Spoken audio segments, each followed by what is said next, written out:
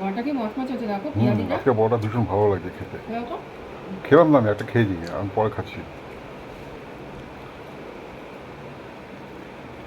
তুমি লঙ্কা খাচ্ছ, ঝাল লাগছে না? হেভি হচ্ছে একদম, পুরো মচমচ করছে দেখো আওয়াজটা। হবে, তাকে মনোযোগ দিয়ে করেছো বোধ হয়, নিজে খাবে তো ওই জন্য। আমি যেদিনকে শুধু খেতে চাই সেদিনকে তো হ্যাঁ ভালো হয়নি। না, আজকে তো ভালো হয়েছে, অন্যান্য দিন তো এত ভালো হয় না। মুড়ির সাথে এরকম বড়া ভাজা হলে আর কিছু লাগবে বলো? এটাই কথা। তবে এই বড়া ভাজা দেওয়া পান্তা ভাতটাও ভালো লাগে কিন্তু খেতে। হুম।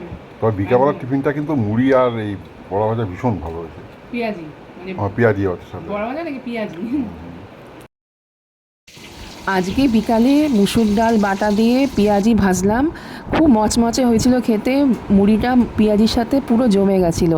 কি করে করেছি তোমাদের সাথে একটু শেয়ার করলাম। আমি সোনালি, এটা আমার নতুন চ্যানেল, ছোট্ট ব্লগ দিয়ে শুরু করলাম। তোমাদের যদি ভালো লাগে বন্ধুরা, একটু পাশে থেকো, একটু সাপোর্ট করো আমার চ্যানেলটাকে, একটু লাইক সাবস্ক্রাইব একটু কমেন্ট করে দিও যদি ভালো লাগে। সবাই পাশে থেকো বন্ধুরা একটুখানি। নতুন চ্যানেল আমার, নতুন ইউটিউবার আমি।